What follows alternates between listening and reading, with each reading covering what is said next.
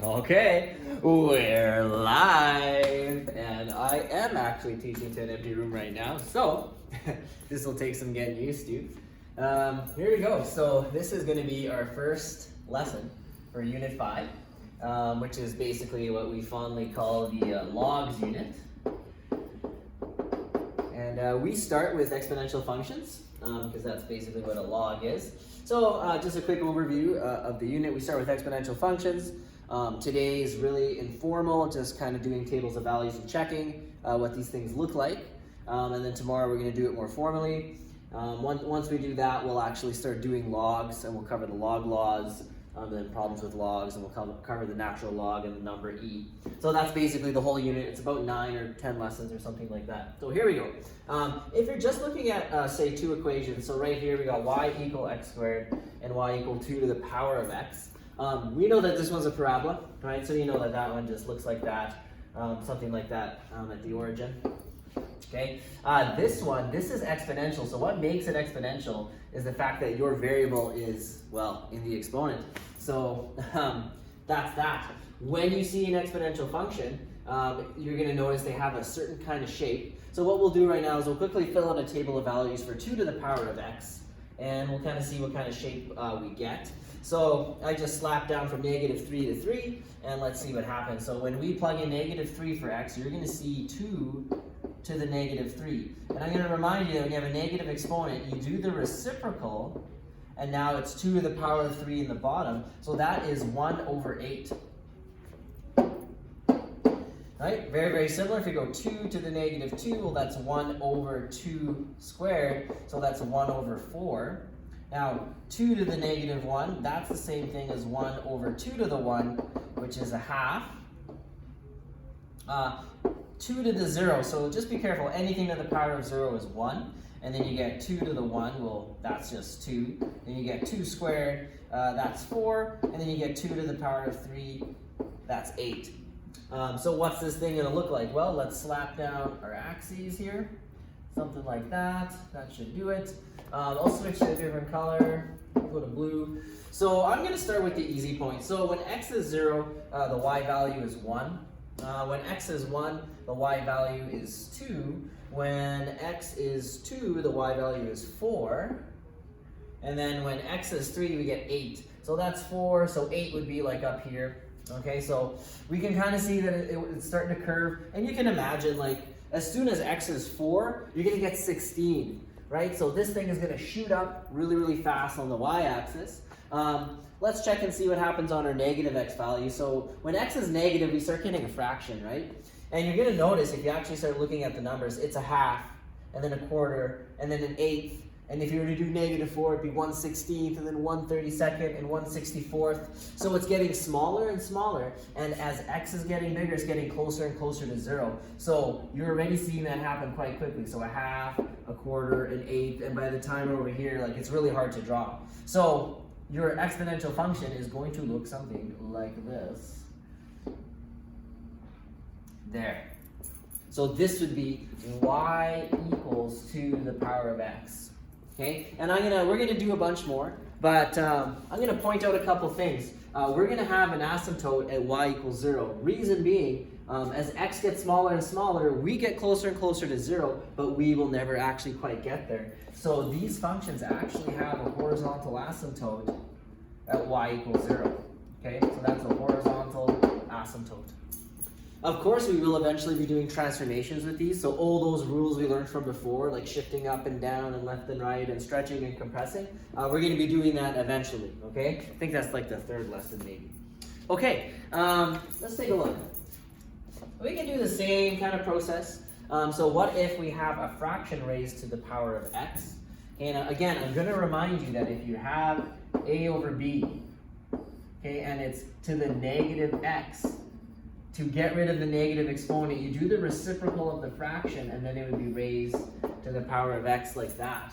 Okay? So that's going to happen to us right away, because when we plug in -3 for x, we have a half to the -3, which is the same thing as 2 over 1 to the +3. Well, that's just 2 to the power of 3, which is 8. Very similar. Here you're going to have, we'll do it one more time. so you're going to have to the negative 2. Do the reciprocal of the fraction, so it's really just 2 over 1 raised to the power of 2, and that's just 4. Okay, so very similar, if you go 1/2 to the negative 1, you're going to just get 2, because it's going to end up being 2 to the 1. Anything to the power of 0 is just 1. All right, and now when we get to the positive x's, well, now we have 1/2 raised to the 1, and that's just 1/2. And then we have, well, 1/2 raised to the power of 2, and that's 1 squared, which is 1, and 2 squared, which is 4. So as you can see, it's just going to go like this. So this graph, I'm predicting, is going to look similar to the last one that was opening up towards the right, except this one's going to be going down like this. It's going to be flipped. So let's take a look and see if that's what happens. Let's get our grid lines as best as we can here. And I will switch to, say, black here. All right, we'll do the negative x values last. So we'll start with x equals 0 because that's easy. So we're at 1. When we're at x equal 1, well, we're already at 1/2. And then when we're at x equal 2, we're already, so there's 1/2, we're already at 1/4. And then when we're at x equal 3, we're at 1/8. So again, same kind of pattern. This time it's in reverse. As x gets more and more positive, our graph gets closer and closer to 0. So on this side of the graph, we're going to see it wanting to hug that x-axis. And of course, because of that, we have a horizontal asymptote again at y equals 0. Okay, no matter how big x gets, this fraction gets smaller and smaller, closer and closer to 0, but never quite 0, so that turns into an asymptote. What about the negative x values? Well, it's the reverse of last time. So when x is negative 1, we actually get 2. When x is negative 2, we actually get 4. And when x is negative 3, we actually get 8, which I don't quite have on this graph. I should have done it one lower, but there we go. So, whoop, it's going to look like that. So those are your 2 basic exponential functions. And we did one where it's a fraction, so it's a number that's less than 1, but greater than 0. And then we did this one where it's positive and greater than 1. So, characteristics that we noticed so far, we have a horizontal asymptote. Did you guys notice the y-intercept? Will the y-intercept always be 1? So when x is 0, will we always get 1? Well, let's think about this. No matter what, we have some number raised to the power of x, right? So no matter what this number is here, so no matter what x is, if I raise it to the power of 0, I will always get 1. So that's another property of these exponential functions, is they have a y-intercept of 1 every time. Of course, unless we start shifting them around. All right. I think I might show you the rest of them on Desmos. So we kind of have a bunch of examples. Back in the day, we used either calculator. Now we use Desmos. So just a couple things we want to think about that I've already pointed out. Like, what's the shape of the curve? What about the y-intercept? What about domain and range? And are there any asymptotes? So I will go on the computer really fast, and I will start doing some of these up for you guys so that they look nice and neat. So we'll do the first one. And I don't know where my mouse went. There it is. Oh, well, would you look at that? There's my YouTube channel. Don't forget to subscribe. Look, I even updated my banner. It's beautiful. So let's go to Desmos. And the first one we're doing is y equal 3 to the power of x. So I'll just leave it up there for a second so you can kind of see it, look at it. Maybe zoom in a little bit. So what are we seeing here? What are we seeing? What is this? Well, a couple of things to notice. Y-intercept of 1. And when the base is positive, this is very similar to y equal 2 to the power of x. That's the first one we did. So we see this shape. We call this increasing. Okay, and you can see the y-intercept there. You can see that horizontal asymptote. So if I were to zoom in, it's never actually going to quite touch there. And then after that, it just grows exponentially. I will plot it against y equal 2 to the x, just for fun. So here I'll just copy this, and so here's the first one we did. So the green line, that's y equal 2 to the x. But you notice, same y-intercept, same general shape. This one is less steeply curved. okay? Smaller base takes slightly longer to grow exponentially. So actually, just for fun, if I make this base like 7 or 8, you'll see that it's just going to still go through that point, and it's just going to get closer to the y-axis, and it's going to be more vertical. Still have that same horizontal asymptote though. So I'll just change this one. If I do 5, see, now it's closer to the y-axis. If I do 6 to the x, ever so slightly closer, 7, 8. Let's just go crazy and type in like 12. That's bananas! Just getting closer and closer, okay? Same general shape though. So what we're looking for is that y-intercept, we're looking for that horizontal asymptote, we're looking for the correct shape. Now let's look at the fractional ones that we saw before. So the first fractional one that we did was 1 over 2. And let me just clean that all up. Boom, there it is. Okay. So that's the one where we call this decreasing. So as x is getting bigger, the function, the y values are getting smaller. But you still see the y-intercept and the horizontal asymptote. Okay, that was the first one we did. The one we have in our notes is 1 over 3 now. So let's grab that, pop that in, change the denominator. Okay, so the blue line is 1 over 3 to the power of x. Everything stays the same. It's just a little bit more sloped, okay? So because our denominator is a little bit bigger, remember when we do the reciprocal, then when we do the negative x values, we'd have 3 to the negative 1, 3 to the negative 2. So it just grows a little bit quicker, okay? So same pattern. What else have we got here? Right, so I'm looking at part E now. So part E, again, you know what? I'm a liar. Let's quickly just see if I can do this. So I see that that C is 7 to the x, and then we compare it to 1 over 7. Okay, so that's C and D. Okay, but we're noticing, hey, it's actually just reflected over the y-axis. That's kind of neat. But otherwise, same y-intercept of y equal 1, same horizontal asymptote.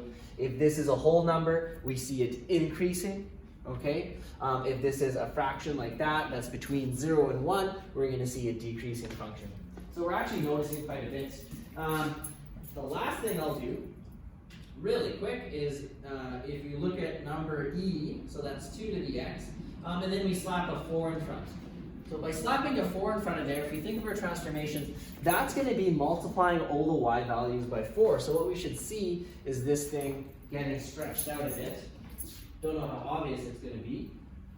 There we go. And hey, why'd the intercept go to 4? Well, let's think here. So originally, we had 2 to the x. So when we plugged in x equals 0, we get 1. Now when we plug in x equals 0, well, we get 1 times 4. So boom, the y-intercept shifts up there. Okay? We still have the same horizontal asymptote, and we still have that same general increasing pattern. Okay? So there you have it. We can quickly just make some summary notes of everything that we noticed. So let's go and do that. So a couple things that we noticed, maybe use a smaller font. Points of interest, let's say. So y-intercept is always 1. Functions that are increasing look like this, so like 2 to the power of x, like that. Whoopsie daisy. I'm having trouble getting an exponent right now for some reason. Should be my hotkeys. No. No, I've got the subscript. There we go, jeez. Okay. So that's what functions that are increasing look like. I was about to give up and then it worked. What else have we noticed? The decreasing functions. So functions that are decreasing are fractions between 0 and 1 and look like, what do we have? Now I won't be able to get a fraction in here, but they look something like that. And we also noticed that there is a horizontal asymptote at y equals 0. Perfect. So that would be probably the 4 takeaways from today, or those 4 things. We'll do one, I think there's one last question. So it's just kind of a theory question.